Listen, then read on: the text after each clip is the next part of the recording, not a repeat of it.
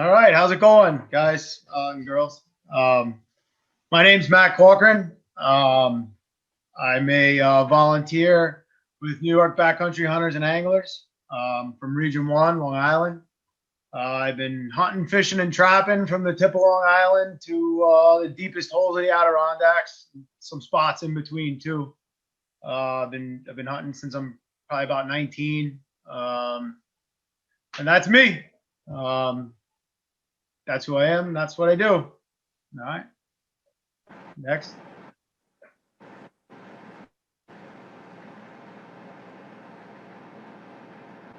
I am Gary Mayers, also a volunteer on Region 1 of the island. I've been camping pretty much my whole life. I'm a lifelong multi-species angler, mostly a lot of bass. I like to target smallmouth, also fish for walleye and trout. Fish on public water quite a bit. I love the upper Delaware, the Catskill region in general. As far as hunting, I'm a fashionably late hunter. This is only going to be my second bow season. But I came real close last year. I was able to knock an arrow, and it was something I'd never experienced before. I want to experience it again, and I do have a few good stories already, mostly at my expense. Matt knows the stories, so we can share them one day. But yeah, that's pretty much it. I'm looking forward to this, and hopefully everyone could take something away from it. Very good. Yeah, so my name's Tony Cortez. I'm a BHA volunteer up in Region 6. I've been hunting most of my life. I was brought up in a hunting family, and it wasn't until about 8 years ago I really started hunting and fishing more on public land. And, what I fell in love with that is the fact that there is seemingly endless possibilities. You can go and hunt small game, go hunt waterfowl, large game, but most of all is the challenge and the remoteness that public lands bring. Really drew me to that, and ditto with everyone else. Really excited about tonight, and hopefully can share something that might make you a little better and a little more confident on public land. Thank you. Hey y'all, and I'm Zachary Steins. I am up in Region 4, and so I'm in the Albany area, actually in the city limits of Albany. So I grew up doing a lot of fishing, a lot of time in the woods, but never hunted until the last couple of years. My dad was a football coach, so fall was football season, and so we never actually got to get out.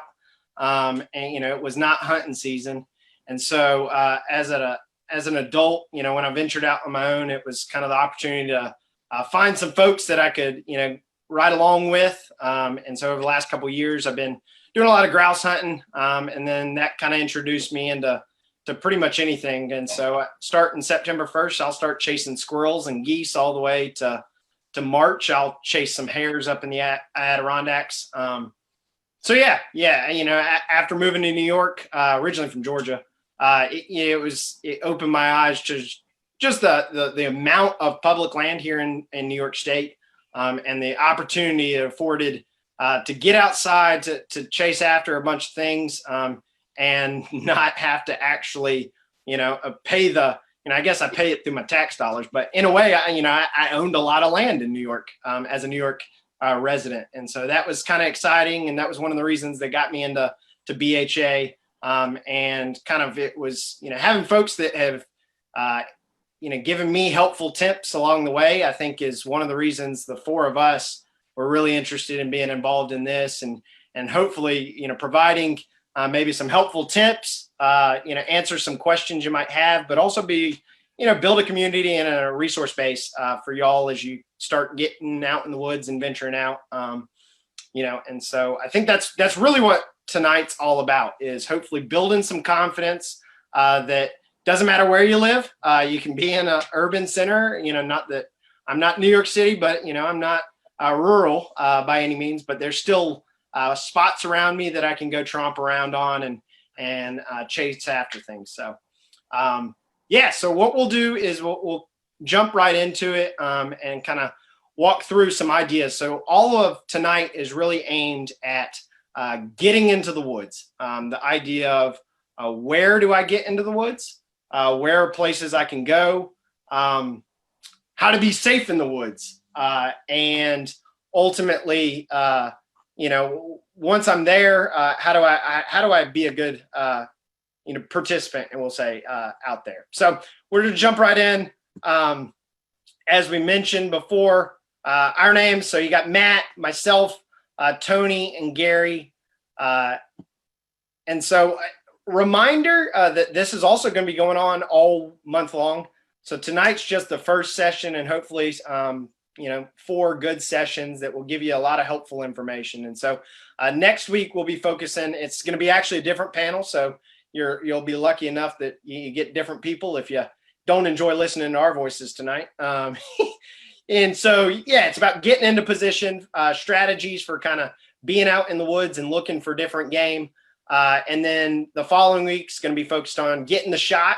And so that we'll talk more about, whether it's caliber rifles all the way to just, being a good rifleman or shotgunner.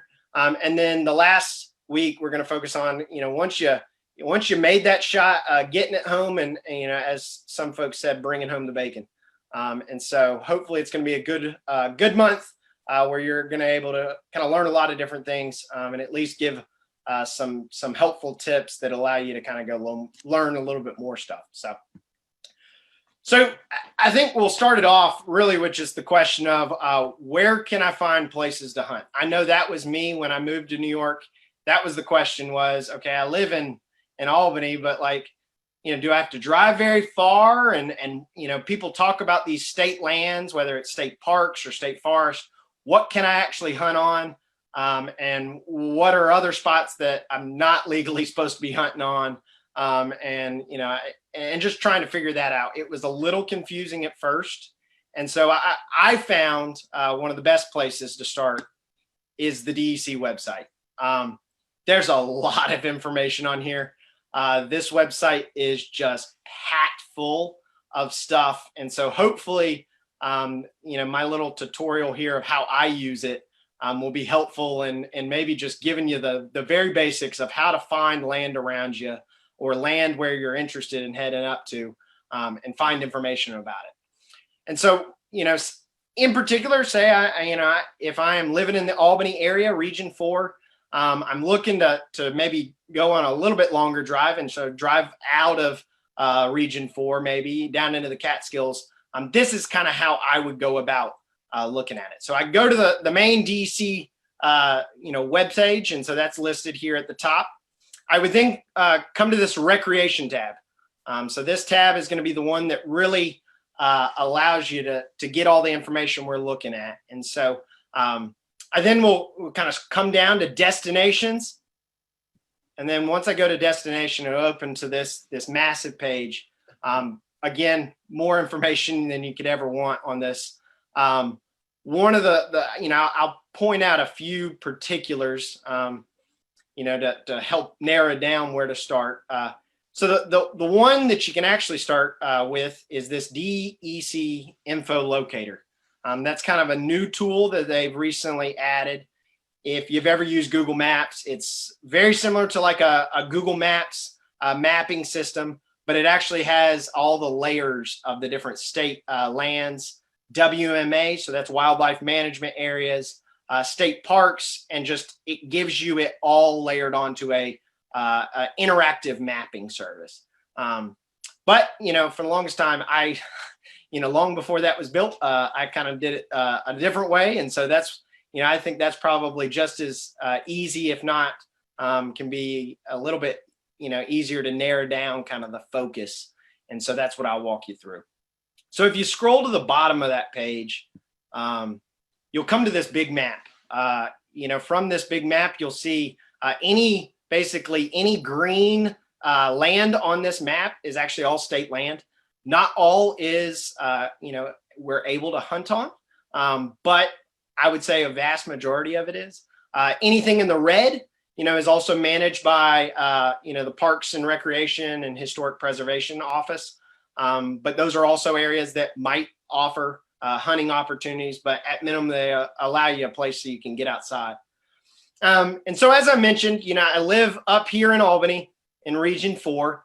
But if I was interested in taking a trip down to the Catskills, maybe I wanted to do some squirrel hunting, or I think in the coming weeks we'll actually have early bear season open up, and I think they got a mess full of them down there, and they're encouraging folks to come down and actively hunt them.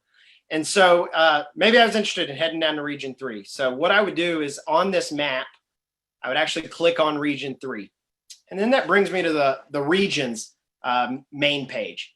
And so here you see Region 3, Lower Hudson Valley. It has a list of all the counties that are included in Region 3. And so that's kind of how it narrows down the searches by county within the region. And so again, I'm north of here, so I'm looking to have a little bit of a drive, but not too far. So maybe I want to head down to Ulster County.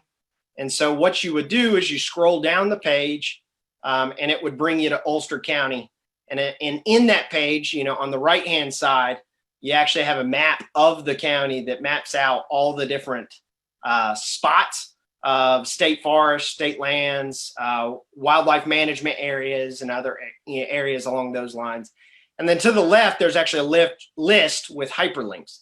On that, you can kind of click and go to the main page. So a lot of times when I was just not necessarily knowing where I wanted to head and knowing a specific spot, what I would do is I'd click on that larger version of the Ulster County map, and that would actually bring me to this page. And so again, every county would have a page like this. And so you find it kind of underneath that region and then scroll down to the county. And so from this, I might be able to kind of look at general geographic area and kind of decide on a different spot that I was interested in maybe hunting or exploring. And so, as you can see here, there's, a lot of land in Ulster County. It is difficult sometimes to decide where to start.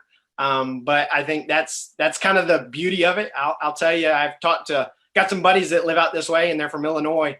And they will say it's a good problem to have coming from states that have very little public access. If you want to get outside, you pretty much got to lease property. And so, it is a good problem to have that there's a lot to choose.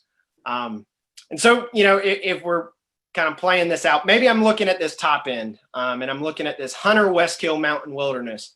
I know there's a good brewery down there, so maybe I want to hunt and then, stop off at the brewery after a hard day of hunting.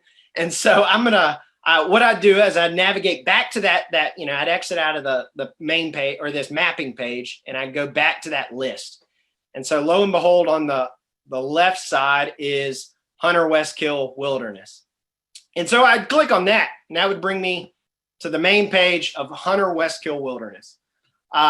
Once you kind of have narrowed down the spot, whether it's a wilderness, state forest, wildlife management area, they all kind of bring you to this general page. The pages look identical pretty much for every page. And so it's once you learn how to look at them and navigate them, it's extremely helpful because any state forest you click on, it's going to look like a similar page. And so you know where exactly to go to look for the information you want. And so tonight I'll point out a few things that once you get to the places like this, allows you to kind of look at. And so again, up top, you got all these icons. And there's actually a key there. So those icons list all the things that are allowable on this property. Right underneath it even tells you, is it a seasonal access? This is open year round. Even gives you a fee if there was a fee. Most of them are free, but not all of them. And then it even gives you contact information for the different area. And then the location, whether it's town, part of this actually resides in Greene County. The other part resides in Ulster County. And then, wildlife management unit. So that's WMU. So if you're hunting big game, that's especially essential because if you were to harvest a deer or a bear, you have to know exactly what region you're in. Some have specific rules and regulations. But it also, when you're recording your tag, you got to be able to write down not only which county, which town, but also which wildlife management unit you're in. And then ultimately, there's this map at the bottom. And then it just, if you scroll down, there's even more information on specific trails, specific, camping spots, boat access, whatever it may be. And so, like I mentioned, with those top icons from here, you can see on the left-hand side, and, I'm not saying you have to memorize any of this stuff, but hopefully over time, you'll learn to quickly look at them and see. So on the left, you got hiking, then we got campsites, we got fishing access, cross-country skiing, snowshoeing, hunting. That's the big one that we were kind of talking about today. It looks like even, I think that's trapping. There's parking spots, there's lean-tos, and there's wildlife viewing areas. So a lot to do in this wilderness area, but most importantly, it does allow hunting and is open year-round. The other thing I'll point out is this emergency info. So I think, Tony's going to really dive into some of this a little bit later, is the idea that there's a lot of land to get out on in New York State. Some of it, small little parcels. A lot of it is some big country. And so one of the biggest things is being safe. And Tony's going to talk a little bit more about that, as, he hunts a lot of big woods up in the North Country. Is how can you feel confident to be safe when you go out? But one of the number one rule I always have is make sure you're leaving your information with somebody that's not going with you. Somebody that's home, or a friend, significant other, whatever it may be. Leave them your location you're going. So I would, typically, if my wife's not going with me, I would tell her, I'm going to Hunter Westkill Wilderness. I'm going to be parking in this location. I'm going to, arrive at 8 o'clock in the morning. I'm going to be out of the woods by 6 o'clock. You should hear from me by 7 o'clock. If you haven't heard from me by 7 o'clock, here is the number to call. You know exactly my location. You know when you should have expected me. And if not, I've never had to use it, but it sure makes me feel comfortable knowing she's keeping, a tab on me, in the sense of, it doesn't take much, right? A rolled ankle and suddenly you're struggling to get out if you're by yourself. And, it can mean the difference in life and death. And so I think that's another point to hammer here, is that information's all right here, and affords you the opportunity to just make sure that's information's in the person's hands that you're leaving that, kind of itinerary with. So with that, I think the other really important thing is the map. These maps they're great. They're fantastic. They highlight a lot of different trails. Mainly, pretty much any of these icons up here, they're going to highlight the trails, the parking areas, lean-tos, campsites, anything along those lines. And so clicking on that will then bring you to a pretty solid map. It even gives you a little bit of the contours. It doesn't have actual contour lines, but gives you a little bit of the contours. And so from this, you can see all the different roads. We got Route 28. We got some fishing access down here. We actually have 9 campsites. We got the Devil's Path that runs up here on the spine, up here on the mountain. A couple parking areas, even neighboring wild forest. And so a lot of great information here. Honestly, this is, this was what I used for years. I only recently have kind of, we'll say, upgraded a little bit. I still utilize it. It's my first go-to, and I still utilize the page the same way I'll kind of walk y'all through tonight. But I think the hope is we're going to, have Matt maybe talk a little bit more about what are some other resources for finding spots. And so there's a lot of different apps out there. There's a lot of different tools.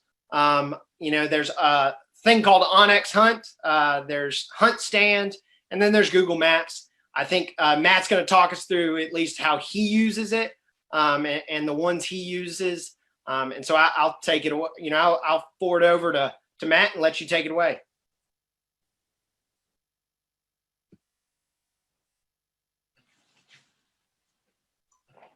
All right. Good job, Zach. That was great. Always learned something there. All right. Hi, guys. So I'm going to bring you guys through what I use. I use Onyx and Google Earth kind of together. So I can take you from basically where Zach was, picking a spot. Now we can break it down a little further. We can figure out where the property lines are, maybe get a little better sense of where the parking spots are. Can drop pins, and then we can see real time.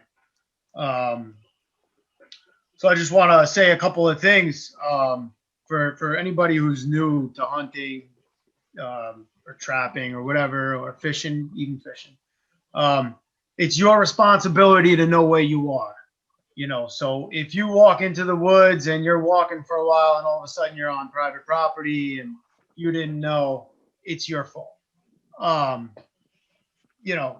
The game warden's not gonna be worried about you didn't know. You need to know where you are at all times. That's where an app like Onyx is gonna come in handy.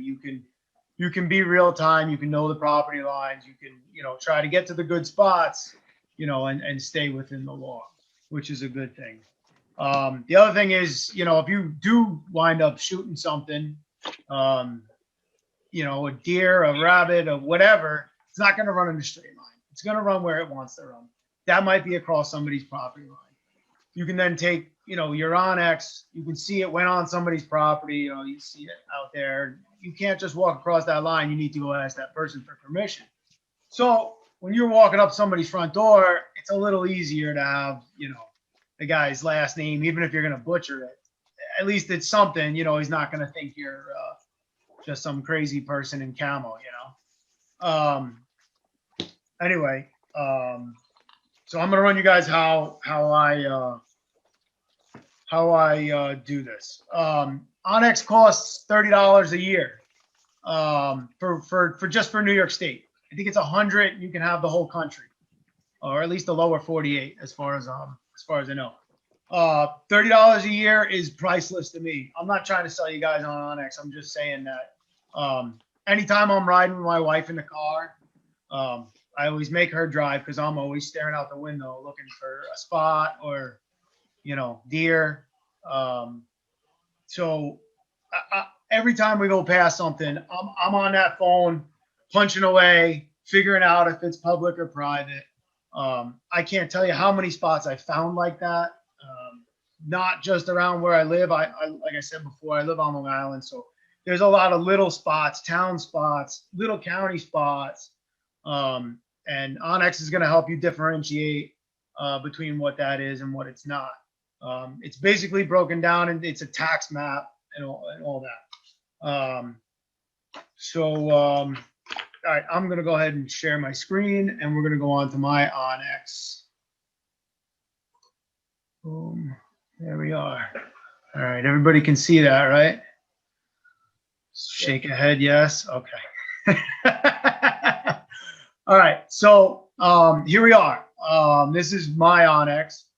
I'm going to move this over a little bit because I can't see it. All right, this is my Onyx. So we're here in the same area. Here it is. I have everything shut off. So I want to turn it on with everybody watching. We were talking about the Hunter Kill West, the Hunter Kill Wilderness.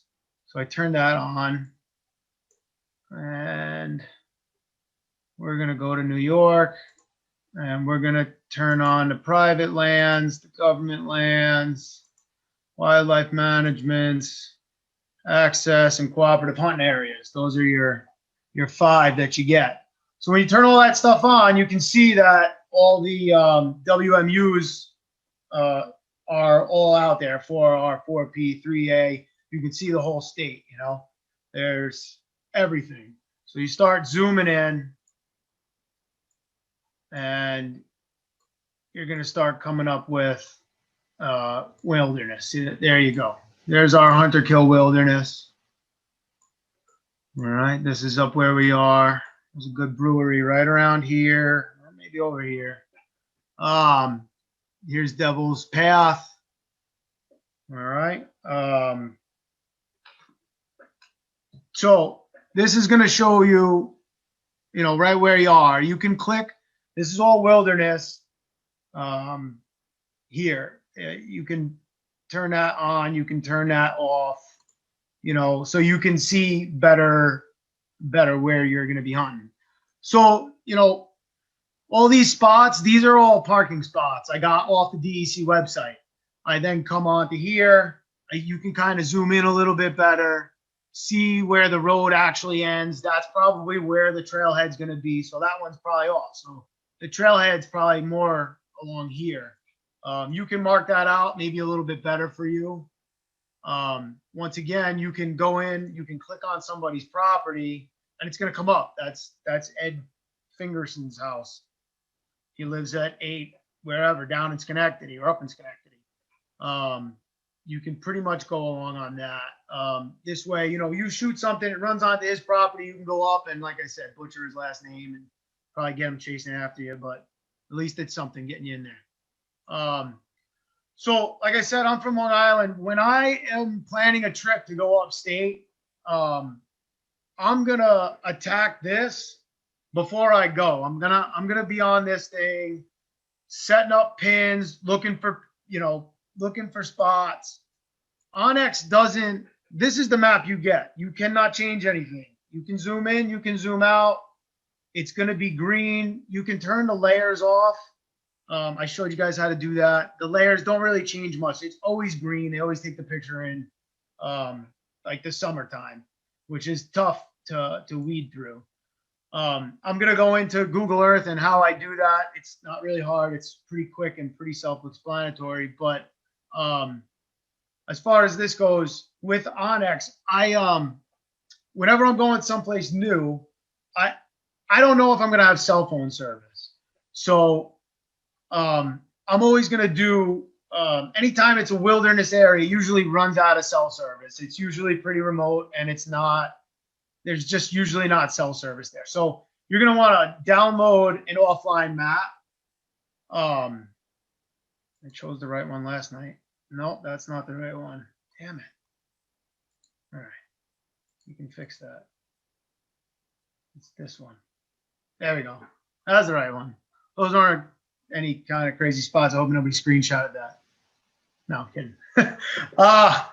Anyway, so I think you can download anywhere from 10 to I think 150 square miles, depending on how much detail you want. If it's 150 square miles, I don't know how much you can zoom in. I've never downloaded one like that, but I think this is like, I don't know, 50 square miles maybe. I'd be able to zoom in. I'd be able to, inside that map, you'd be able to drop pins. So while you're actually hunting, whether you have cell phone service or not, if I'm going up 28, as soon as the cell phone shuts out, I put it in airplane mode, so I'm saving battery at that point. You're in airplane mode. You get into the woods. You can start walking through the woods. This does not replace a GPS. This does not replace a compass. This does not replace a map. Tony's going to get into that. Those are important things. Those are things I always have on me, and I usually have doubles. I'll have 2 compasses. I'll have, like I said, Tony's going to get into that. But this is something that you can drop your pins. You can pick through pins. So if you're going to drop a pin, I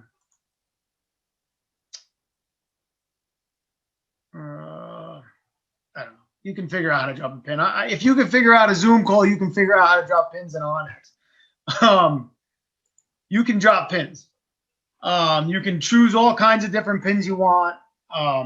So anyway, the things I want to get into with you guys right now, I want to go over what I do with Google Earth and how I switch these both up. So go back. There we go. All right. So that's the same piece. That's the same piece. That's the end. Here's the trailhead right here. Right. So here's the same piece, and it's the same green that you saw.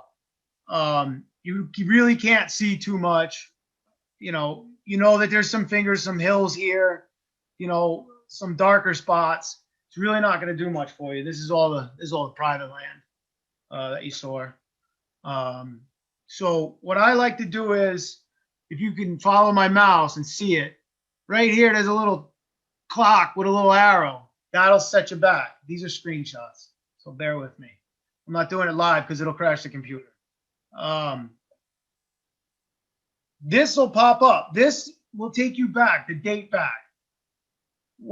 So that picture was taken in 2015. This will take you back to October. That's where you want to be in October, November, December. You don't want to have snow on the ground because snow throws everything off with being able to see what I want to explain to you. So this is a better picture of where we were. This is almost exactly the same picture as I had before. Those fingers were right here. So now all the leaves are off the trees. Once all the leaves are off the trees, you can really see what's going to be thicker cover. And when you're deer hunting, rabbit hunting, I don't, you know, whatever it is that you're going after, they're going to want two things. Basically, they want food and cover, you know, water, food, and cover. Cover is important. They feel safe. They're gonna travel there. So with these darker shades, you can start looking for pinch points. You know, you can start, moving into these spots. Now you can drop pins with this, or you can just cross over. And if you're in the same spot, you can generally drop a pin where it is on the Onyx. So, I would look for, things like this, like points. You're going to want to bet on a point with their back to thick, and their eyes out on the open. So if you're finding a big oak flat, and then, it comes to a point, or even a subtle, a nice point like this, they're going to back up with their bed so that they're looking and they're smelling over their back. They know nothing's going to come at them. They're going to hear them, and hopefully the wind's at their back. They're going to smell them. They come from the other direction, they're going to see them. Same goes for, rabbits, quail, pheasants, whatever you're going after. They're going to be trying to hide from you, and that thick covers pretty much all they got. So with that being said, you guys know now you can go on your Onyx. You can drop your pins. Here's those, same set of fingers right here. You can get in there and just work it. Get out there, get your boots dirty, and have a good time. I just want to run one more thing past you. I'm not the greatest at technology, especially sharing it with everybody. I use it. I use Onyx for a lot of information. I use Google Earth a lot in February when I'm doing my e-scouting. There's not a lot going on. It's dark all the time. I'll sit in front of the computer and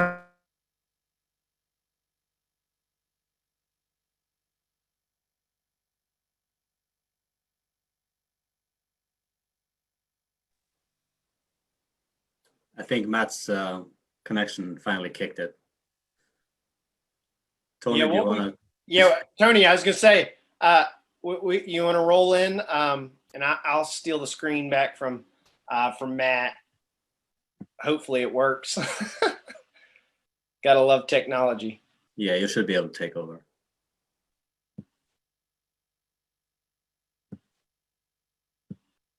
You gotta love the irony of him talking about how technology. He wasn't good with it. He's going to let us know about it later. Yeah. Oh, yeah.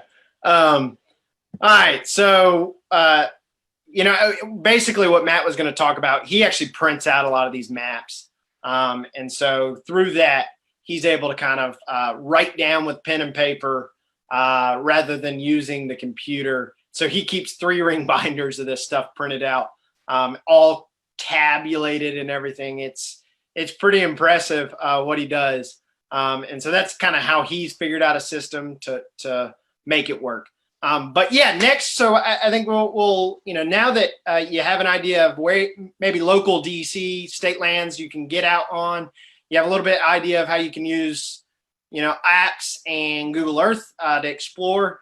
I think we're going to talk now with Tony about getting around and being out kind of in the woods. So, Tony? Yeah, definitely. So like you said, we were on the DEC website. We found a high-level view spot to hunt. We dove into a little bit of the finer details using Onyx, HuntStand, Google Earth, whatever it might be. Now it's time to put some boots on the ground. And I remember the first time I started hunting public land, I was asking myself what gear I needed. And knowing the hunting industry is really saturated with clothes, gadgets, gear, I've found over the years that finding something I'm comfortable with and being confident and consistent with is better achieved with practice and determination rather than spending that high dollar value on some product that's supposed to do it for you. So to cover some things, we're going to go over, real quick, high level. There's a lot of different hunting styles, different hunting season, hunting small game, large game. Is it a day trip, overnight, whatever it might be? Each one has its own set of unique tools and equipment that I would bring, but I just wanted to cover the basic items that I bring every time. Doesn't matter if it's small game, big game, overnight, or a day trip. First thing, obviously, is a hunting weapon. I won't get into too much with this because this will be covered in a later learn to hunt session. But just real quick with that, a lot of options. Depends on your preference, your hunting style, what season it is. And there are legal requirements in some areas for using different type of firearms as well. Real quick on that point, I just want to say, make sure to practice. Paper your weapon, make sure it's accurate, it's precise. But really, practice those real world experiences, those real world environments. I know I like to track deer in the big woods. Started that probably about 5 to 8 years ago, and one thing I learned fast is 99% of my shots are offhand, and I never practiced shooting offhand. It was on a bench, paper. So just real quick, make sure to practice in those environments. If you're going to shoot offhand, practice offhand.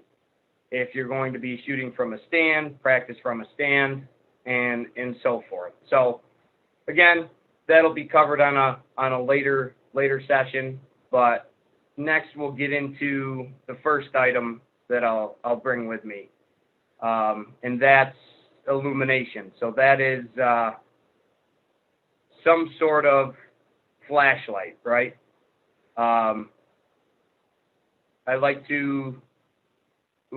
of the worst things is being stuck in the woods without a flashlight, especially if you're trying to navigate. It's one thing if you're camping and your batteries are out, you can wait till morning. But when you're trying to move through the woods, it's not very nice, and it's a safety concern. And trying to use your phone's flashlight to get out of the woods is not an enjoyable endeavor. So I really prefer the hands-free lighting. There's a lot of options out there. There's the headlamps, there's clip-ons, there's, little pen lights you can put on your hat. A lot of those are really great. I prefer the hands-free because it makes it very useful if I'm processing game. Hopefully I'm dragging a deer out, and just general navigating through the woods. It really makes it convenient and safe. And with that illumination or with that headlamp, I always bring at least one extra set of batteries just to have. And at the beginning of season, I like to put new ones in just to make sure. But so first item, I'll bring a headlamp, some sort of hands-free lighting. And then the next items I bring are knives and tools per se. You can get into that next slide. That'll be my hunting knife, and I like to bring a multi-tool. So the hunting knife, only use for that is for game processing.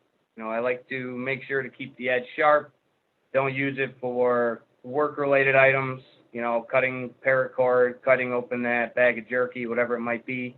Really just make sure to keep that knife for that purpose so it's in good working condition and the best tool possible for that.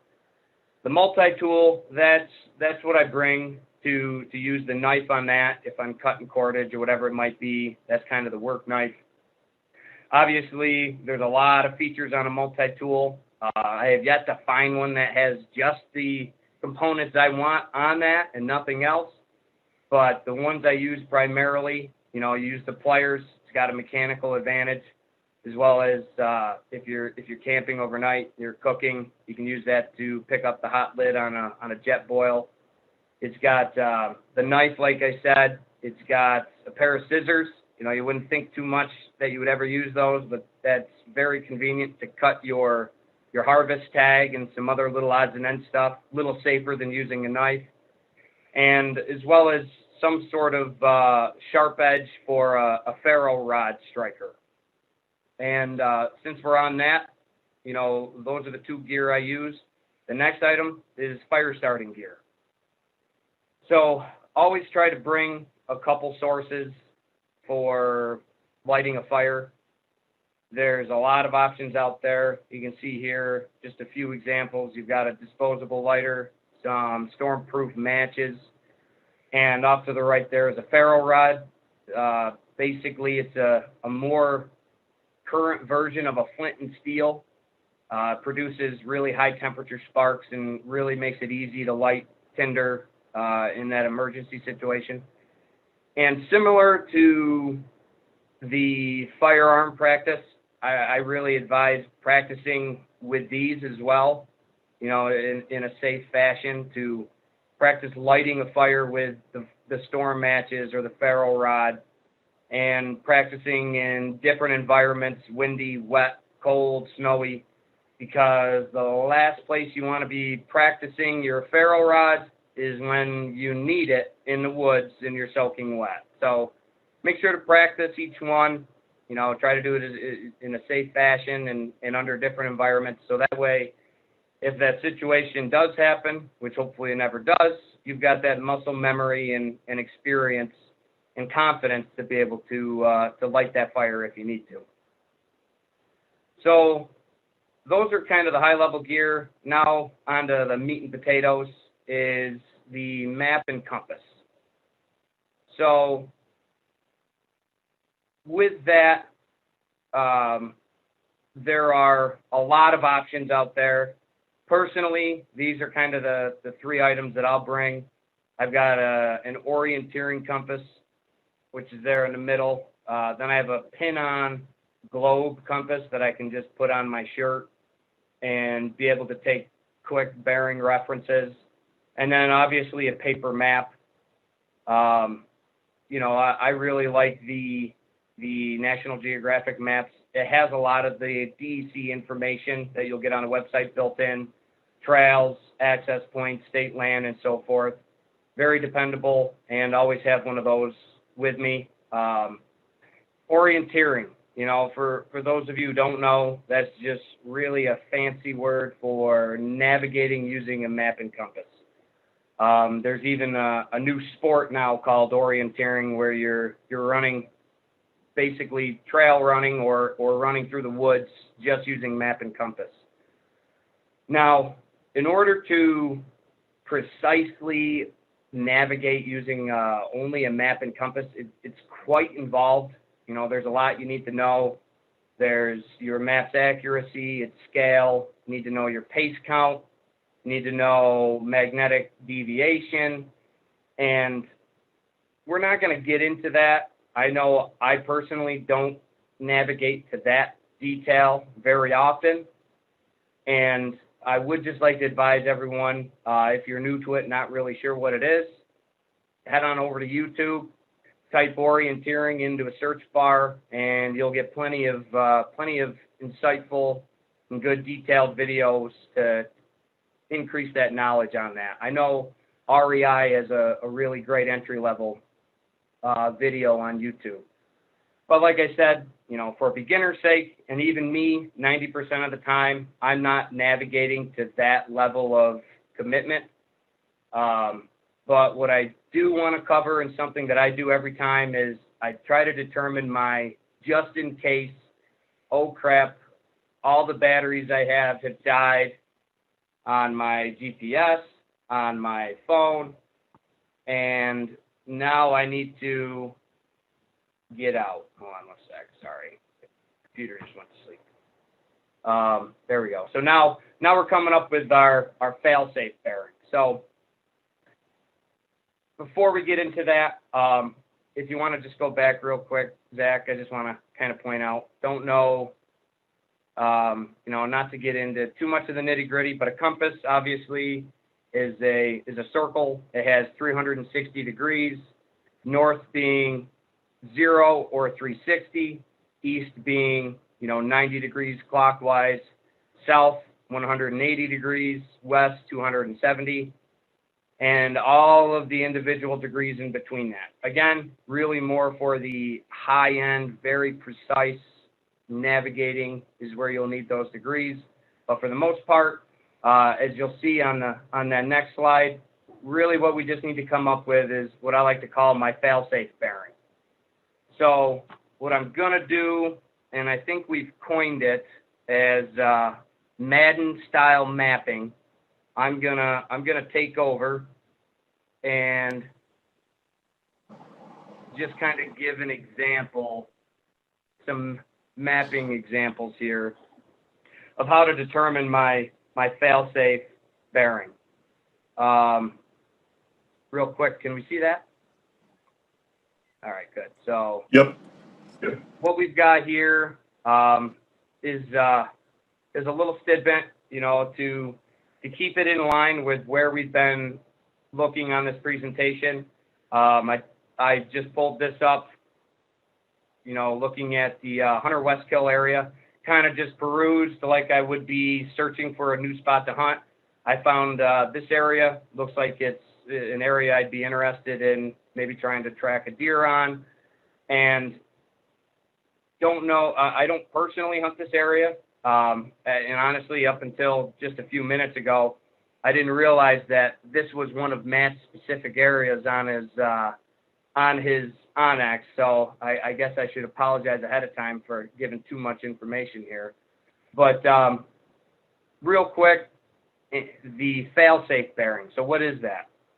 I like to figure out what direction do I need to head.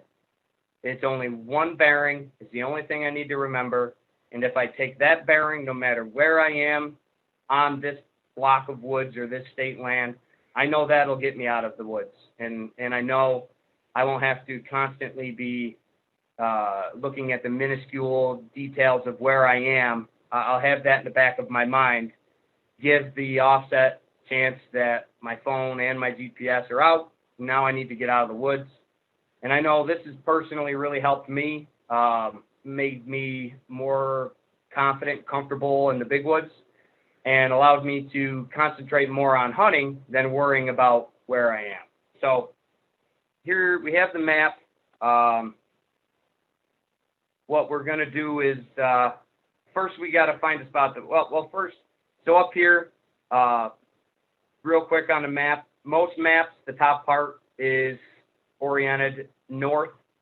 Some of them are different depending on your make and style, very seldom are, but each map should have some sort of identifier to tell you which way is the north direction. So I added this in here. So you'll see north is the top. You've got south, you've got east, you've got west. First thing we're going to do is try to find a spot to park. And obviously you've got your GPS, your phone.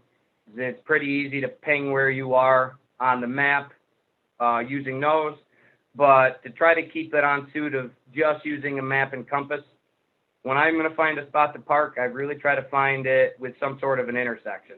So we've got this road here, you know, and there's a river that goes right over it, you know, so there's an intersection point.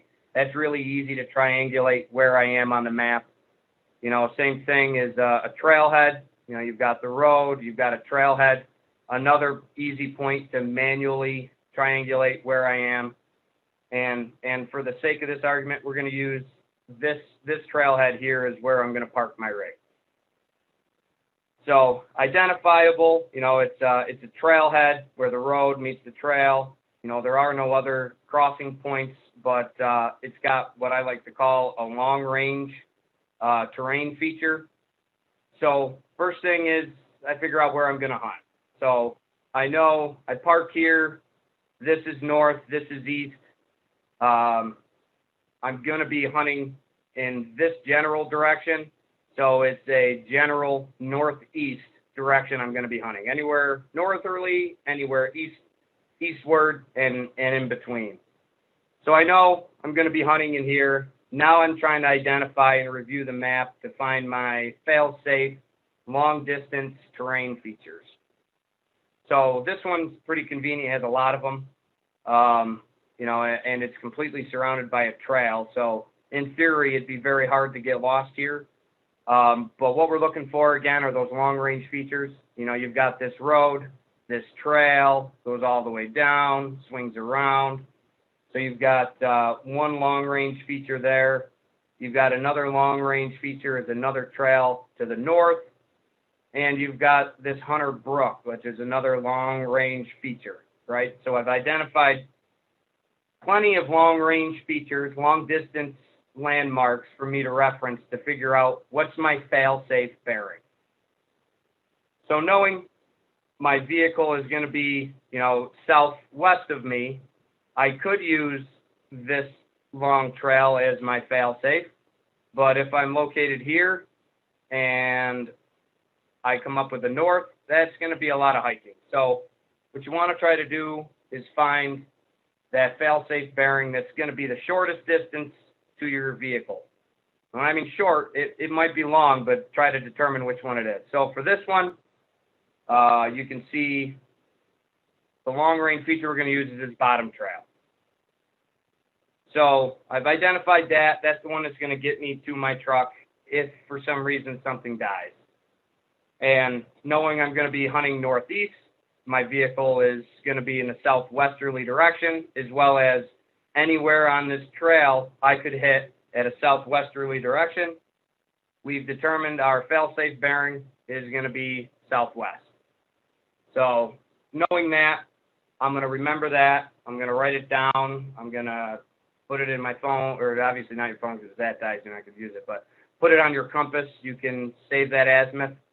And knowing that southwest is my fail-safe, that means anywhere in this area, if all hell broke loose, my phone's dead, my GPS is dead, and I need to get out, southwest is my fail-safe. So if I'm here in this spot and everything dies, I head southwest. I'm going to hit my trail, and then I can hike up to the vehicle. Same thing here. If it dies, head southwest. I'm going to hit the trail here. Again, all the way up to my vehicle. And vice versa, pretty much anywhere else that I'm hunting here. If I use my fail-safe, if something were to happen where my phone dies and everything's out, I'm not worrying too much about it because I know my fail-safe. Now, if it dies over here, don't get me wrong, that's going to be a hike, but I'm not worried because I at least know I'll be able to hit a trail and get it back. And that's kind of what I look at each time I'm going into any of the big woods. I try to find those fail-safes. So that way I only have one orientation to worry about. It's been helpful for me, really helped increase my comfort and confidence in the woods. And pretty much every spot you can think of, you should be able to come up with one fail-safe. The only thing I will say, you know, the shorter your long distance or your long range feature, the more you have to pay attention. You know, if your feature is only, you know, this large in regards to the scale, which I think is like half a mile, you know, you're going to have to pay more attention, and maybe some of that detailed orienteering skills you're going to have to follow. But when you find the largest item you can and you've got a big span, you know, it just gives you that extra level of comfort and not having to worry about that and concentrating more on, you know, hunting that deer other than being afraid of getting lost. So that kind of, again, the high level, I advise everybody to do a little more research to try to be a little more fluent in that. That's really helped me. That's what I use 99% of the time. Just a couple notes to kind of end on that is one more piece of gear I really like to bring. It's more of a luxury, I guess you could say, is a camera. You know, the good old days of the winding disposable cameras are gone. I might be dating myself, but you've got phones, you know, there's a lot of technology out there. Really advise and hope everybody would bring a camera, be able to capture some of those moments, either taking a picture of the deer you've harvested, or one of the biggest things I love about public land is there's plenty of photogenic opportunities that don't always result or need to be, you know, something that you've harvested. So, like I said earlier, just to recap, there's a lot of gear that's required for different situations. These are the items that I've learned and try to keep handy. You know, I hope maybe you were able to take a little bit of something away from this to help make you a little more comfortable and increase your chance for success on the public lands. And I'm pretty sure I've rattled enough as it is, so I'm gonna hand it over and thank you for your time.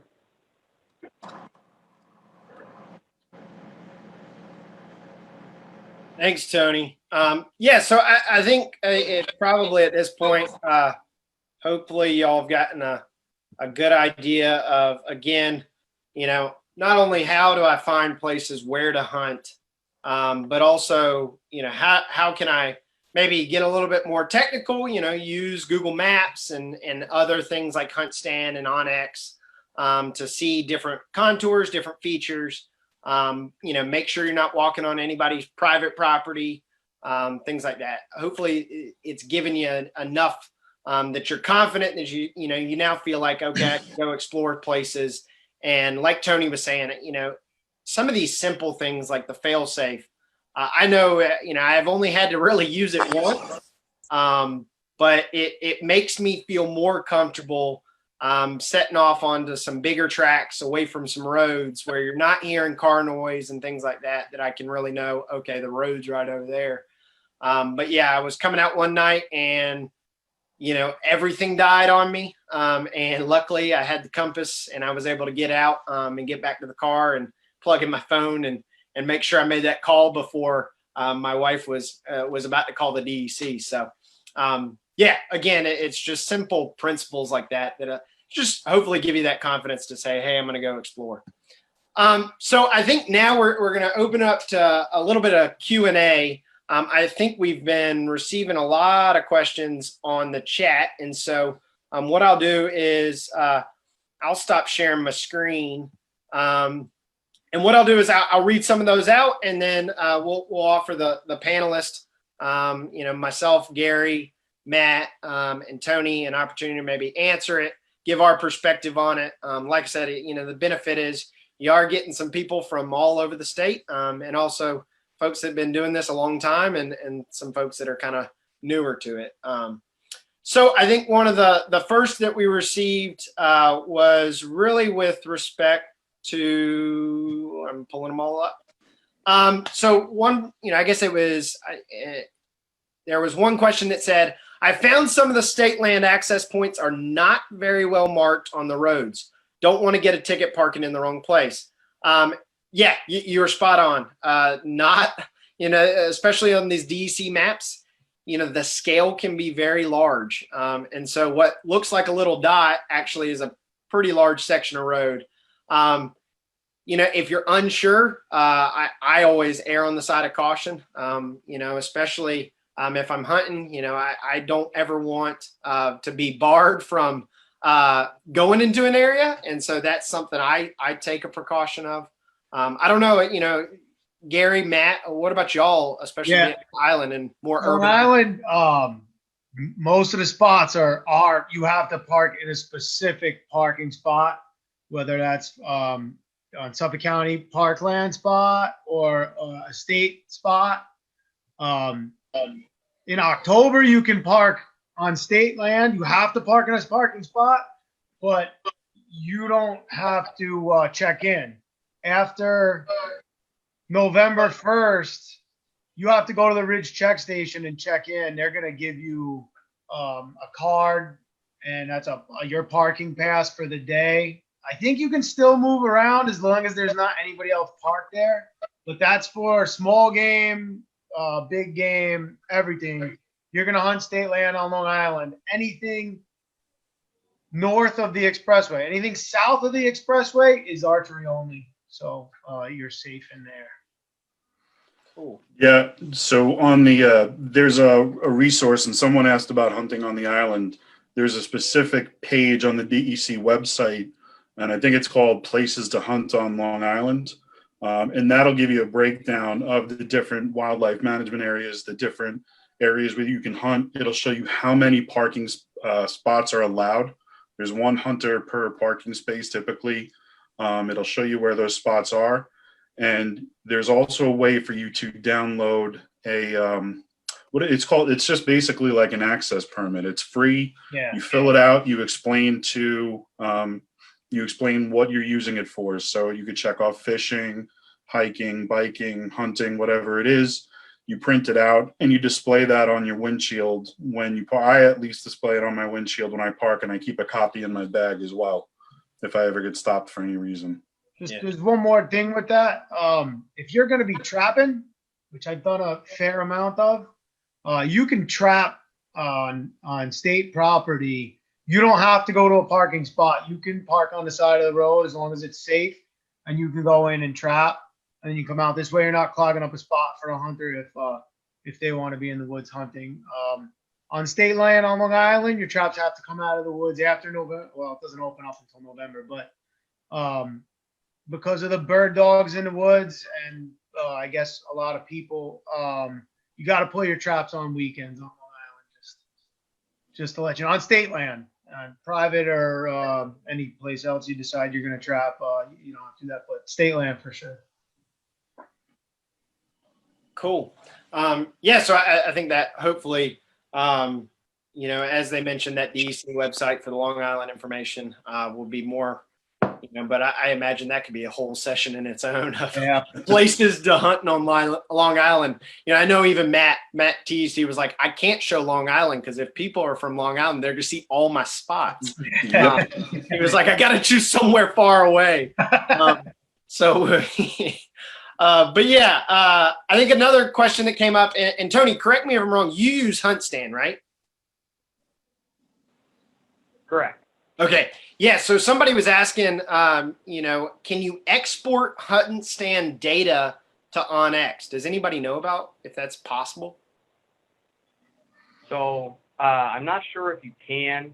I saw that. I was trying to mess around with it to see if it was a feature that was capable. I know there's a way to export it on the web version, but I'm not sure if you can export that data to an alternative application. Okay. I couldn't tell you. That's fair. So, but I do HuntStand, know. I do know. Yep, go ahead. HuntStand has two versions of it. So there's the free version for it, and then they have, I think it's called HuntStand Pro, where there's a price and it gives you a lot more layers for mapping. So I have the HuntStand free right now, and because it's worked pretty well. But I have considered going to the HuntStand Pro because it does look like it gives some more mapping the way that OnX would in terms of more terrain features, contours, things like that. Okay. That's cool. Yeah, and when in doubt, give OnX or give HuntStand a call if you're looking to switch from one to the other. One's going to say, hey, we will figure out a way you can transition. Right? I can tell you I've sent OnX a couple of emails, mostly on printing. I got cut off. I didn't get into my stuff, but on printing off of OnX, it's kind of a problem. it gives you wonky, weird things. But I sent them an email, and they sent me an email back within a couple of hours, actually. So they're really responsive. Nice. And then I think somebody mentioned showing the topo on the Onyx. So yes, on the bottom, that's actually, I know I use Onyx. I've only started using it in the last year. I actually prefer the topo rather than the foliage because, like Matt was saying, the foliage just tends to just be green. Yeah. And so unless I'm like searching for brushy fields or something, like I'm small game hunting and I'm looking for rabbits or grouse. Most of the time, if I'm in the big woods, I prefer to have the topo rather than the foliage, just because you can't tell where the contours are. You can see a little bit of shadow, but that's about it. So another question we got was, what is the etiquette for loading and unloading weapons when you're heading in from the road? I'll let somebody else take this real fast. Sounds like a Tony question. Yeah, that's a Tony question because I'm a bow hunter. Okay. So for me, the arrows are in the quiver until I actually get into the woods, and then I do nock one once it's legal shooting light, but I don't have it set up while I'm walking in if it's not legal light yet. Okay. Yeah. Tony, go ahead. Yep, along those lines, if your firearm or your bow is loaded before a legal shooting light, that is technically considered illegal. The big things around loaded firearms, you shouldn't have it on a road. You should be, I think, I'm pretty sure there is some specific distances, but in general, you can't have a loaded vehicle in your firearm. I know there are some requirements and nuances with pistols and stuff along those lines, but your magazine should also not be loaded while you're in the vehicle. And it's just very good etiquette to make sure you're a good distance off the road before you're loading your firearm or your weapon. It's just good etiquette, good sportsmanship as well, but there are some legally consequentive reactions if it is loaded illegally too. So again, DEC website, a good note. I just went through the magazine. They hand out the hunting regulations. I try to make it due diligent to at least thumb through the whole thing every year.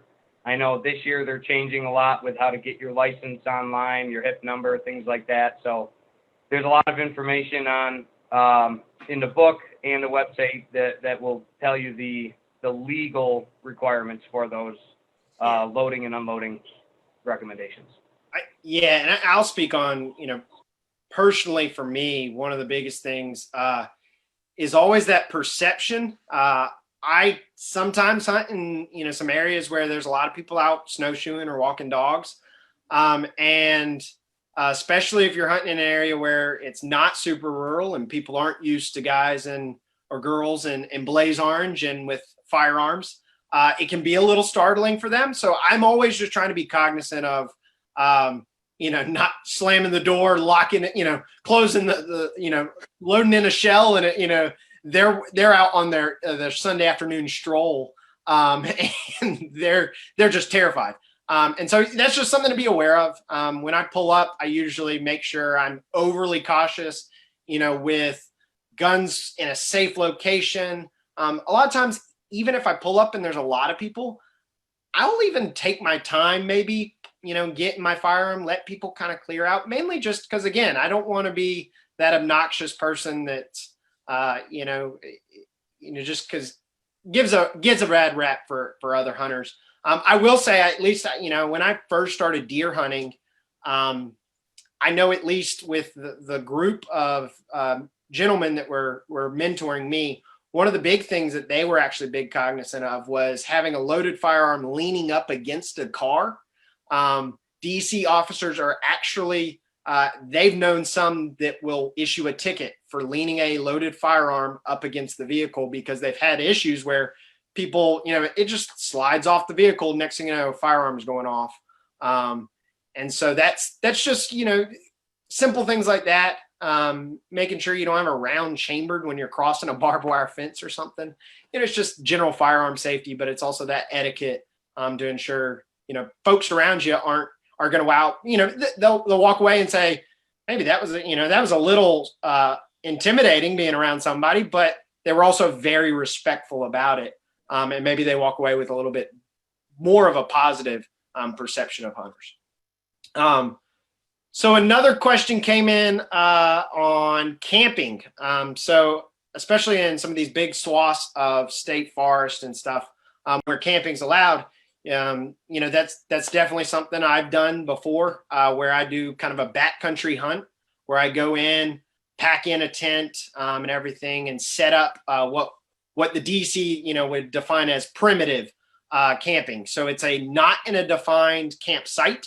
It's kind of in a location, and so specifically some of the regulations behind that is there usually is an elevation. It can change between the Catskills and the Adirondacks, but it's something around 3,500 feet or something along those lines where you can't camp higher than that elevation. And then additionally, it's usually an offset from any water source, road, or trail. And so I think that's 150 feet. But again, search the DC website. If you have a question, they also have those numbers. Give them a call. That's what they're there for. You'd rather be confident in kind of what you're doing rather than going in there and you're like, I think this is legal. And suddenly you're now having to, explain yourself to the DC officer of, well, I thought I was legal. And he's like, well, here's a ticket. So I wouldn't be scared to call the DEC. A lot of people, get scared. Oh, you can't call the law. They're there to help you, and they'd rather help you than write you a ticket. So, you should. And on that, the DEC info locator that you brought up before, it showed a bunch of lean-to sites and things like that. If somebody wants to do that, as opposed to necessarily setting up a camp, there are lean-tos on state land that you're allowed to use. Yeah. First come, first serve out of lean-to, that's for sure. Yep. Yeah. Another question on off-season scouting. So I guess this is kind of with regards to a lot of, I think people think about deer scouting or scouting for bear, I guess. How much, on the ground do you do? Sounds like a lot of people just analyze from the maps and go in cold during the season. No. So what are y'all's thoughts? Scouting Scouting is super important. If you're not scouting, you're not going to see deer. You'll see deer if you're hunting on Long Island because there's deer everywhere. But you're not going to see the quality deer that you want. If you're looking for a mature animal, if you don't scout, you're not going to find them unless you get lucky. I got cut off, but I did want to. I got this 3-ring binder here. There he goes. All that mapping I do, I print it out. I'll grab one of those maps and I put it in the 3-ring binder and I pull the map out.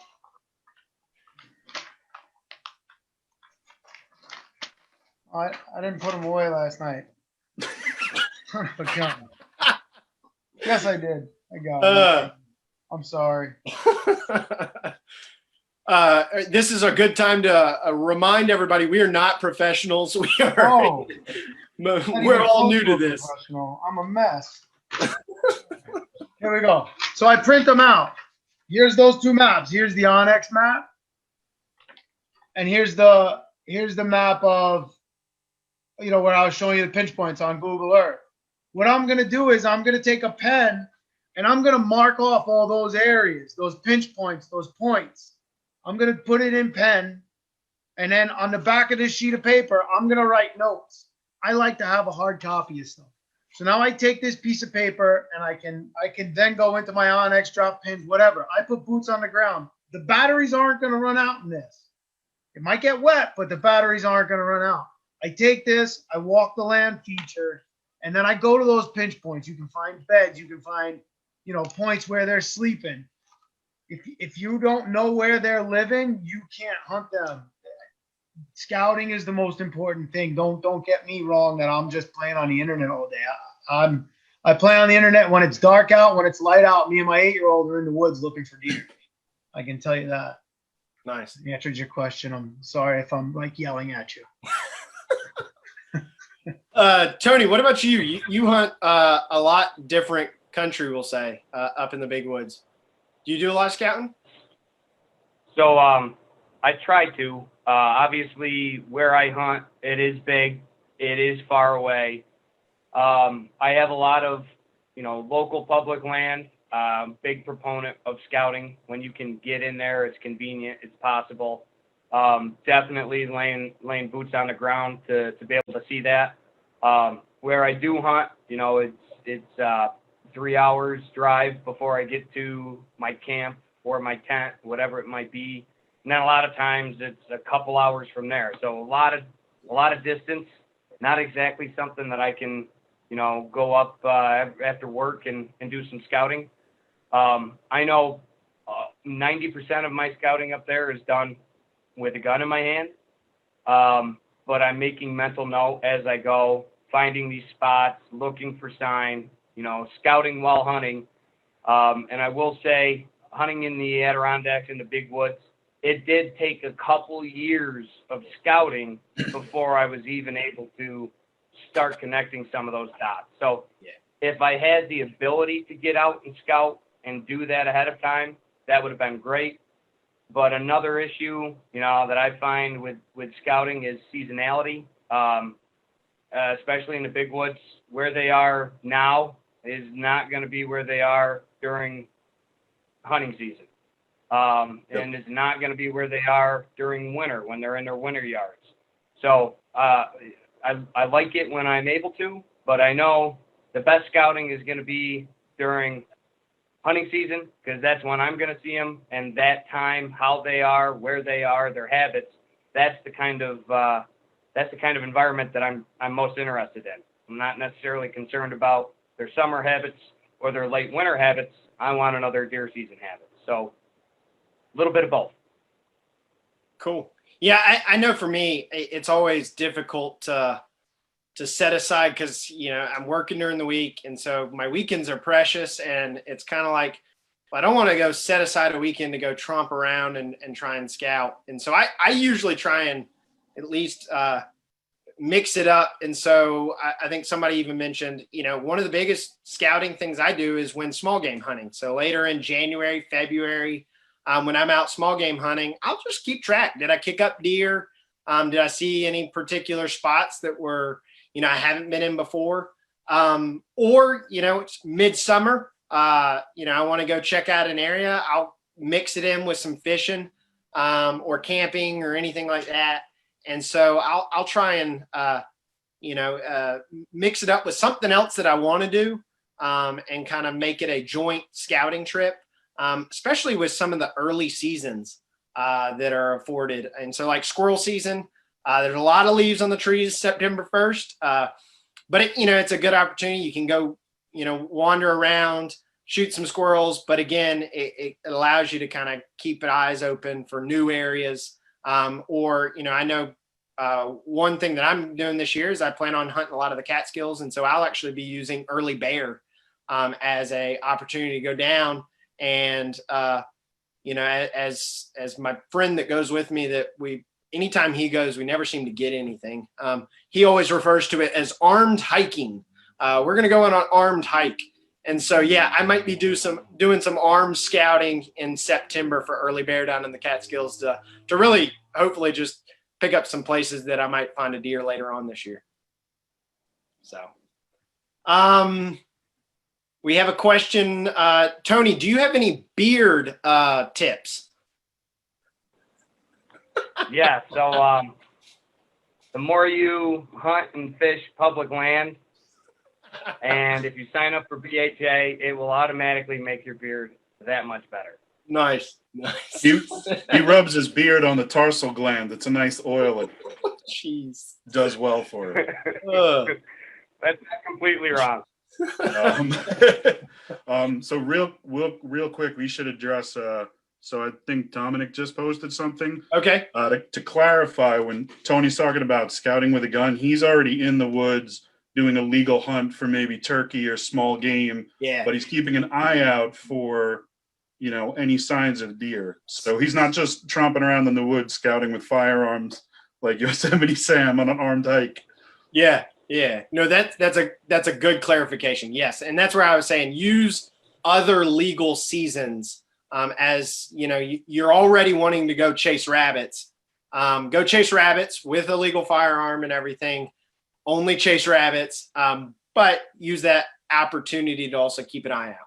Right. Yeah, when I'm actually leaving the woods, I tend to try to do scouting on my way out, even during deer hunting. And the one time that I was able to knock an arrow, I mean, she got up and she was out of range for me pretty quickly.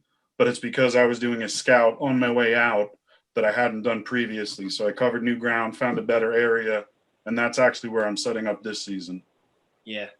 That's a really good point too. Just real quick on that, same thing as a follow and suit with that.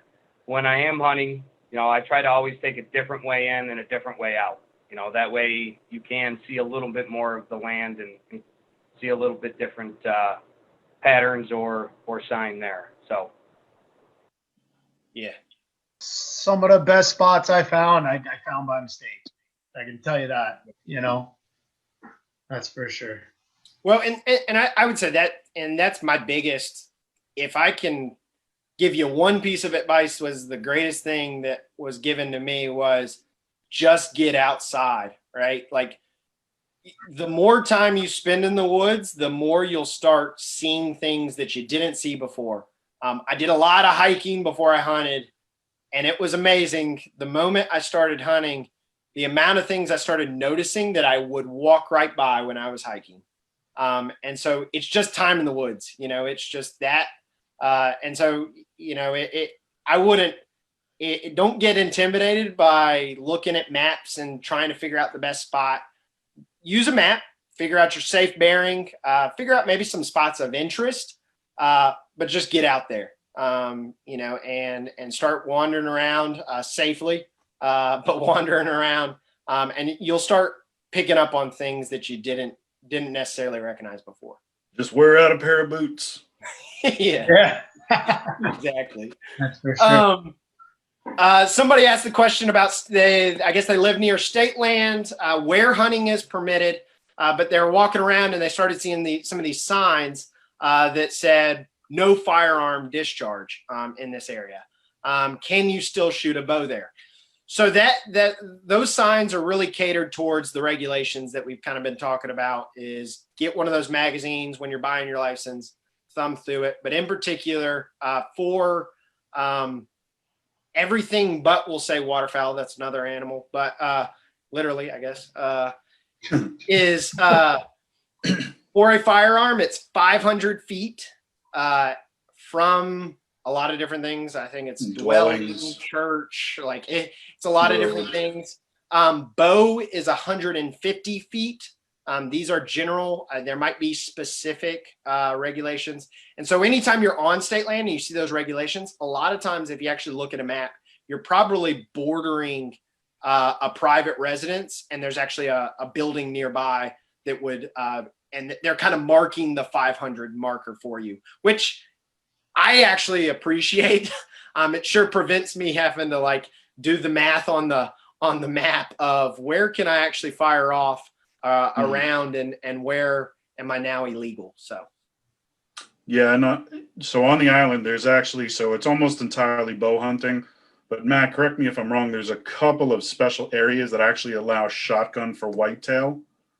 Yeah, there's all of January you can hunt all of state land. I believe, and don't quote me on this, but if you can find a private piece that's more than 500 acres, you can hunt that with a shotgun. I might be wrong on that. It might be smaller. Yeah, there's a couple, again, at that Long Island place to hunt on Long Island on the DEC website, it'll say specifically if shotgun is allowed. You can hunt. It could have been one of those areas. You can hunt all of Montauk in January, all of Hither Hills, County Park. You can hunt that all of January with a shotgun. There's plenty of shotgun opportunity on Long Island. No rifles, just shotgun. Yeah. Awesome. So another question was about Google Earth. So this is kind of going back to your session, Matt. I guess they're having trouble with or wondering, where do I click to see the time frame and time of year? And so so that little button, there's a little clock. I can't open it up in my computer. We don't want you to crash again. Yeah, It's in it will the left. crash. It will absolutely Yeah. crash. But there's a Matt? little clock. It's like just off a center screen. It's a little clock with a little arrow going back. You click that button and that little screen's going to pop up right in the right-hand corner.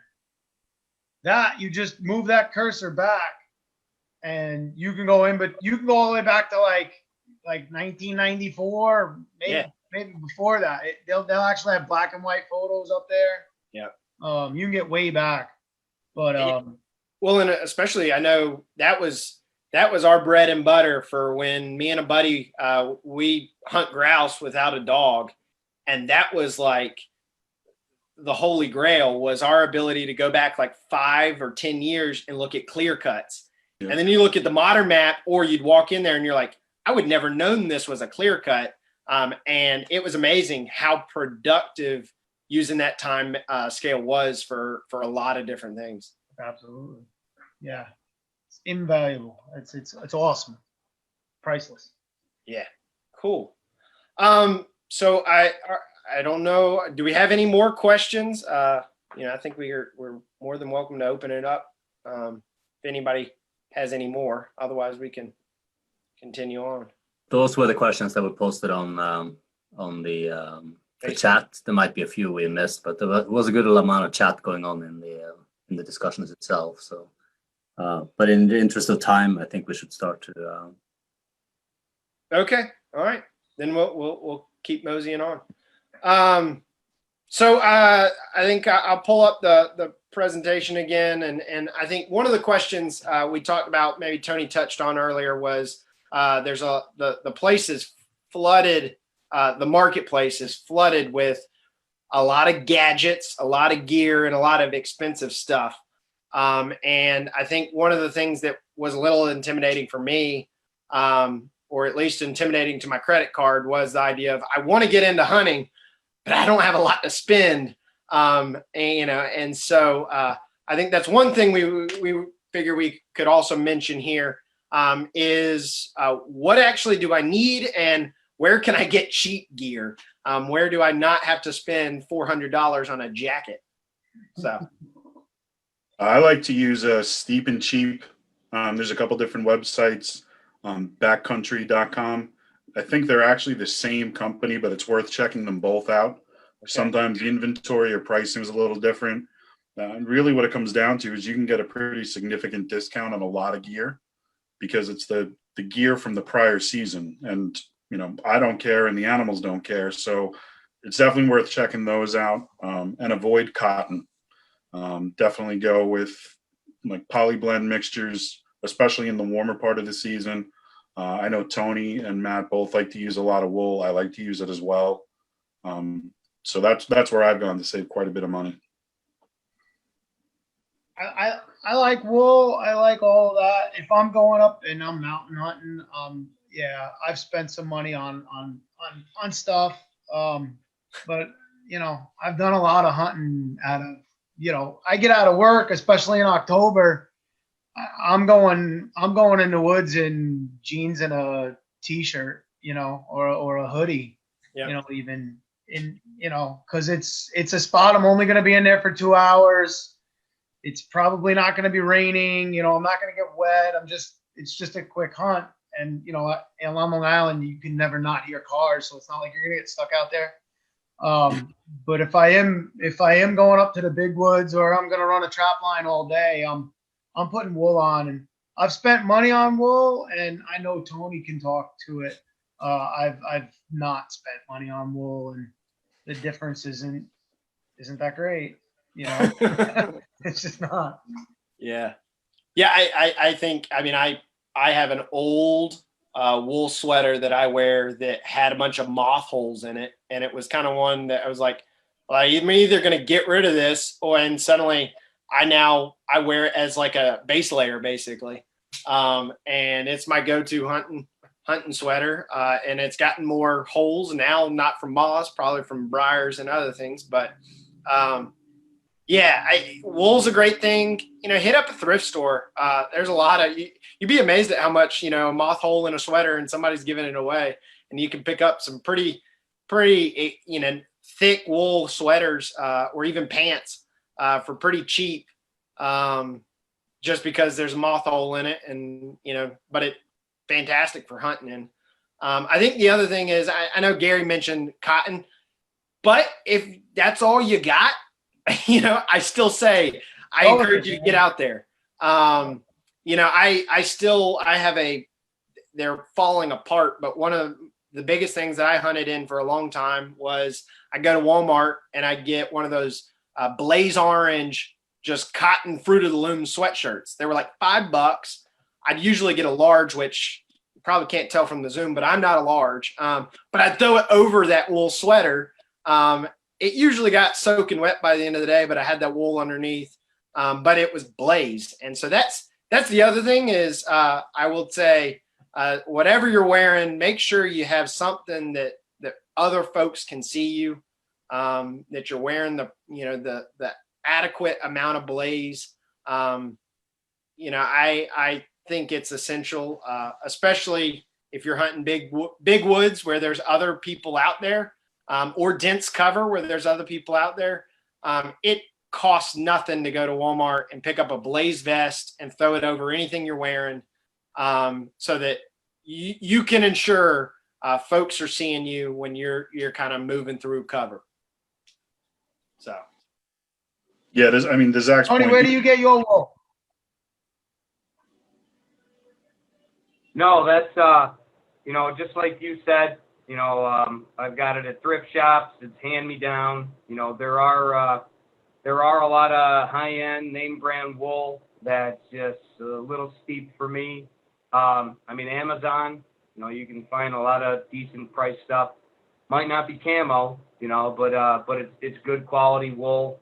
And I laugh. I read a lot of books about the Adirondacks and hunting, and you look at a lot of the old pictures from the late 1800s, early 1900s. None of them are wearing camo. They look like they've got wool sports coats, and they're standing next to some pretty nice deer. So really, whatever you can find, whatever's decent price, like you said, thrift shops, Amazon, hand me down. Doesn't have to be camo. I like neutral colors and shot quite a few deer and just a neutral gray wool sweater, Yeah. Cool. And then I think we just got another recommendation or a question was any good boot recommendations. So this is one that I had a decent pair of hiking boots that was that was, it worked for me. Kept my feet dry. I recently, that was probably my first purchase of a higher end thing recently. It was a tough pill to swallow, but I think in my mind it was, I'm going to plan on hunting some big country, some rugged country. And so having a pair of boots that keeps you dry, supports you if you're carrying a pack, was just something I said, I can skimp on a lot of other equipment, but that's one I kind of want to ensure that I got a good quality product on me. So that was just me recently. I think. Yeah, you definitely want to protect your feet. So one night in my youth, my buddy worked for Red Wing. He had a pair of boots that they gave him. It didn't fit him. And he gave them to me for what I had in my pocket and the rest of a bottle of rum. And I've had those boots for 15 years. They're finally just giving out now. And, even though Red Wings can be a little bit pricey, just the experience I had with them, I'm going to buy another pair of Red Wings. I don't use them for everything. But in terms of if I'm going to be in the woods for an entire day and I want something that's comfortable and sturdy, that I don't have to worry about my feet getting wet, like Zach said, I'll spend up. You want to protect your feet. Did you say a bottle of rum? Half a bottle of rum and what I had in my wallet, which was like $40. So the boots lasted you 15 years, but we won't ask how quick the bottle of rum went. I don't know what he did with it. So if I could just say something about boots, I work in boots all day long. I wear boots. I wear Red Wings at work. I love Red Wing boots, but don't buy boots on somebody's suggestion. So your feet are Yeah. different than Gary's Everyone's feet are different. than my feet. You got to go try some boots on. I know it's a pain in the butt to order something on the internet and then send it back, but to tell you the God's honest truth, it is worth it. I'll order 2 or 3 pair of something just to try it on, and then I'll send it back, because especially boots, Yeah. they might feel good just doing the walk around, but Yeah. it's your foot is different than everybody else's foot. You Yeah. need to put a little time in some boots, put a little research into what you want to do, and then don't be scared to send it back or say you don't like it. Yeah. No, that's a great. I laugh because if my wife's watching this, she is rolling over, dying laughing because I recently purchasing my boots. I think I ordered like 5. She's probably correcting me and saying 7 pairs of boots offline. But a lot of the stores now, like I know Backcountry in particular, the box they shipped this thing in was looked like I was getting one of the just. I don't know what was in this thing. It was like 4 pairs of boots. I tried them all on. I chose the one I wanted. And then the return shipping, because it was free shipping, because when you're buying 4 pairs of boots, it's over the $50 free shipping or whatever, was like $6.99 return shipping. And so it was like, well, to make sure I get a good pair of boot, it was a no-brainer. It's worth it. I shipped, 5 back and kept one of them. But yeah, that was the issue was it was also during COVID. So, there was no stores open I could even try a boot on. But, after doing that, trying them on, it was amazing. There were some great quality boots. Certain ones just did not fit the feet. Yeah. I mean, and if you have for example, if you have a wide foot, try to find a company that'll make a wide boot, I was wearing size 12 shoes just to try to account for the extra size. But if I bought a wide foot, it was like an 11.5, and it was extremely, the comfort level was significant. Yeah. Sorry, my son's saying hi. That's why he keeps running into the room. Hey. Say hi. Okay, go to mommy. They blew a fuse. Gary. Yeah, I know. He just needs a beard, so he'll have that next year.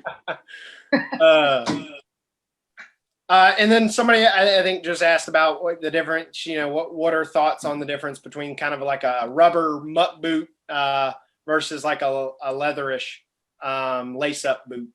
If you're hunting in the swamp, you need rubber boots. Yeah. You don't want your feet to get wet. Yeah. You're standing in leather all day, feet are gonna get wet. You need to know what you're comfortable in walking. And like I said a couple of times, I mean, I hunt in swamps. I like playing in swamps, Long Island. There's some wet spots that I go get into. And I'll wear a pair of muck boots. And then there's spots where I'll wear a pair of I'll wear my leather boots. I have spots where I'll go in I have like Gore-Tex sneakers. I'll wear them in. I got no problem with that. Yeah, pretty much. I mean, it's up to you what you want to do. If you think you're gonna, trick a deer's nose with a pair of rubber boots, you're barking up the wrong tree because they smell your rubber boots and then they smell you and they smell everything else. They smell everything.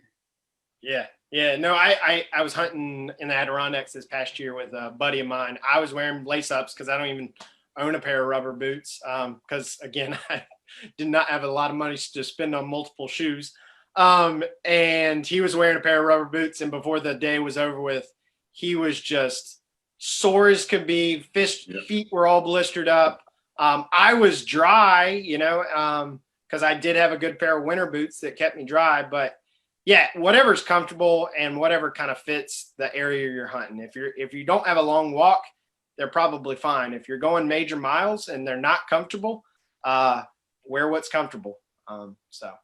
Yeah, I mean, to that point, I just wore a pair of rubber boots on a day where I put quite a few miles under my feet, and I was pretty upset about it for the next couple of days. I love them, but any type of terrain, I would not really recommend them because your feet are going to move around in a way that they're not going to move around in a lace-up boot.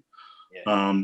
I mean, and I think I probably only walked maybe 3 or 4 miles that day, but my feet were killing me for a couple of days.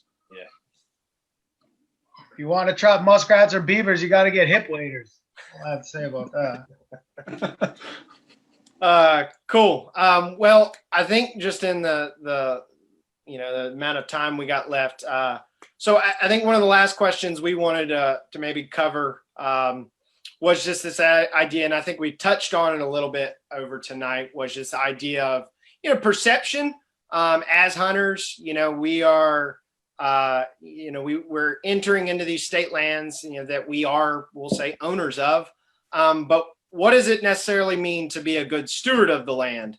When I'm going out there and I'm looking to harvest animals, or just experience a wonderful day on some pretty ground. So what does it mean for y'all to be a good steward of the land? What does it mean to me to be a good steward?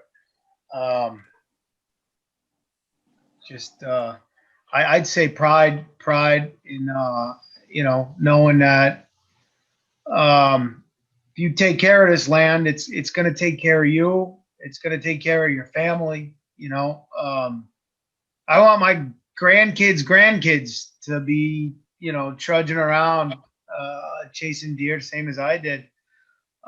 So, if we don't fight for it, if we don't clean it up, make sure it stays the way it is, stays in the hands that it needs to stay in. That's the most important thing in my mind. I want it to be here for the next generation and the generation after that. Yeah, I mean, if you Google "leave no trace," I'm pretty sure that you're going to get responses for the organization Leave No Trace. New York DEC has a Leave No Trace initiative. And essentially just what that comes down to is have a minimal impact on the woods whenever you're in the woods or on the water. If you took it in, take it out. If you see stuff laying around and you have free space in your bag, pick it up and bring it out with you. If you have to go in the woods, dig a hole. Move off the trail, dig a hole. Not just like yelling, dig a hole, but move off the trail and dig a hole. So make sure that you're not leaving anything in the woods. The best way, we are public landowners. So we all own this land together, and think about it as your backyard. You don't want anyone walking into your backyard and leaving a mess. So make sure that you're not doing the same. We all share the space. I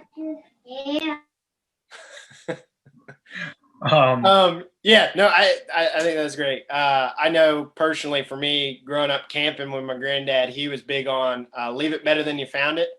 And so it was amazing. This was down in North Carolina, and we go into campsites and the place was just a mess. It was amazing how atrocious people would leave it. And so he always made a point. We would carry in an extra, trash bag with us.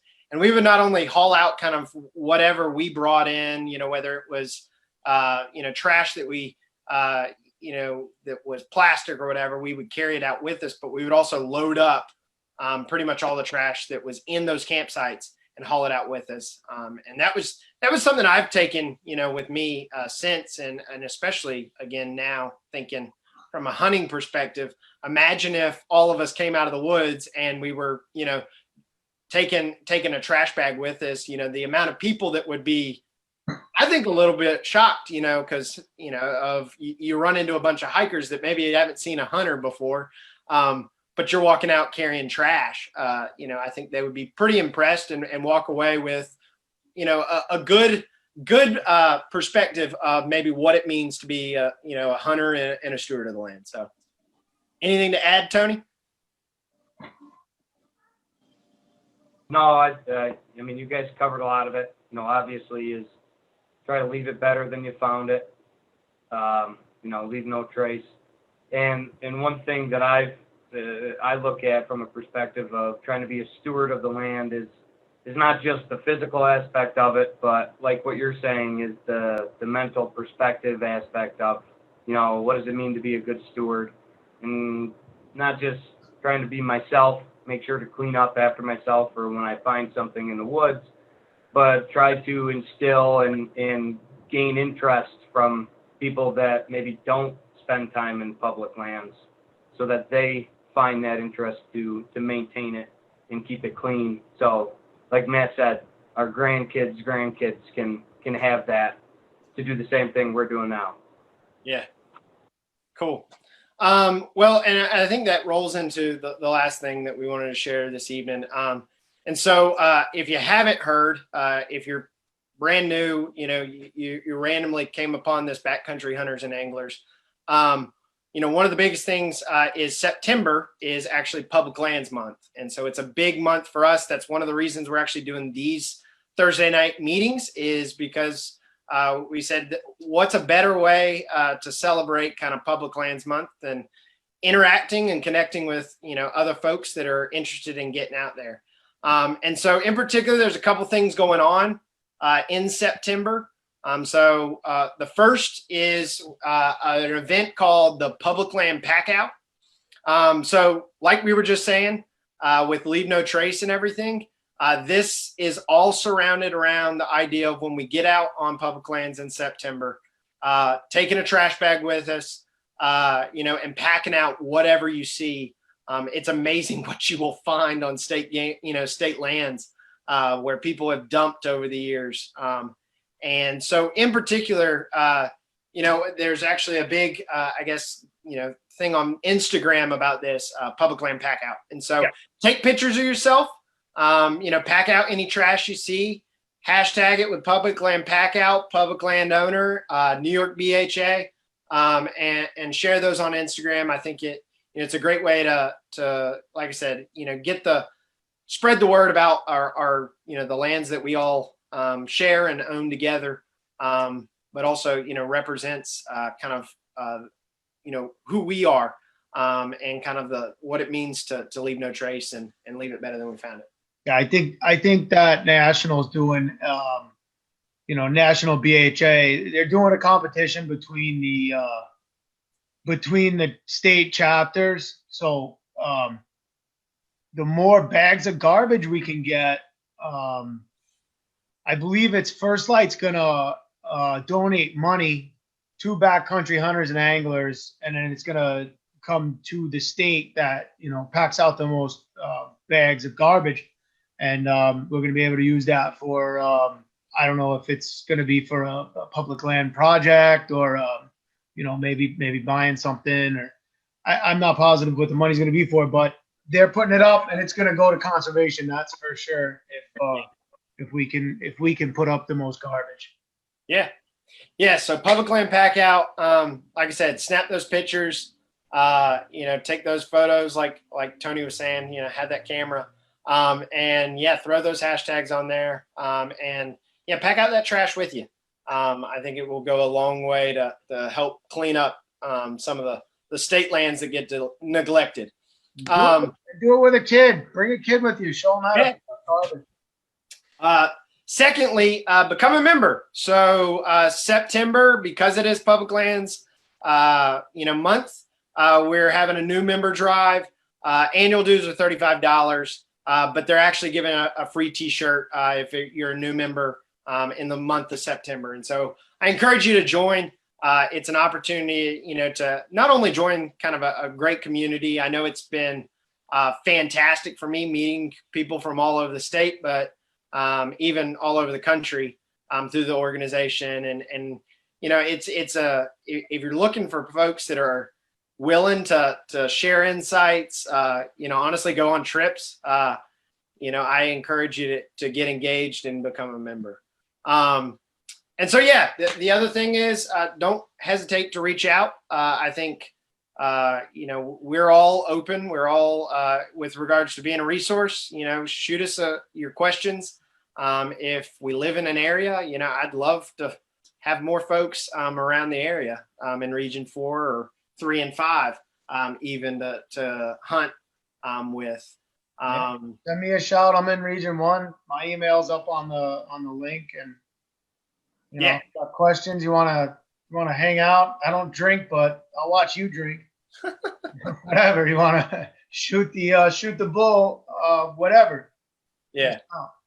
And then Facebook, there's a Facebook group on there. I don't know if you were able to join this Zoom through, I think there was a lot of ways you could have registered, but join the Facebook group. There's always message boards going on, folks asking different questions.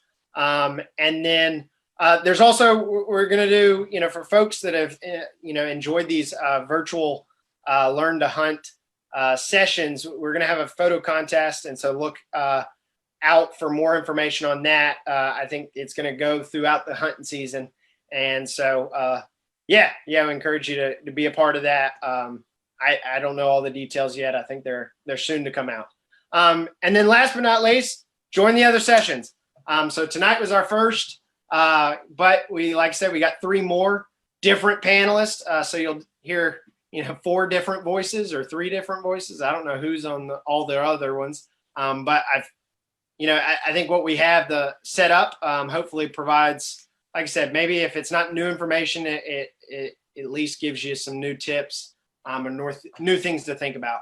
And so we encourage you to sign up for those. All right. Well, man. Cool. Fun. Well, Thank you. yeah, Thanks, we can't guys. thank y'all enough for joining us tonight. We really appreciate it. I know I've really enjoyed this. And so, don't hesitate to shoot me a note if you're in the area or if you have any questions on anything I said. And I would say probably the rest goes for these guys. Yep, I'm on Facebook. I'm holding a fish. It says 2% certified, so you'll know it's me. Nice. All right, cool. Well, Right. enjoy the evening. And hopefully y'all are able to have a little bit of something you can go maybe explore over the Labor Day weekend if you don't have any plans yet. So. All right, guys. Thank you very much. Great job. Take care. Thank you. Thank you.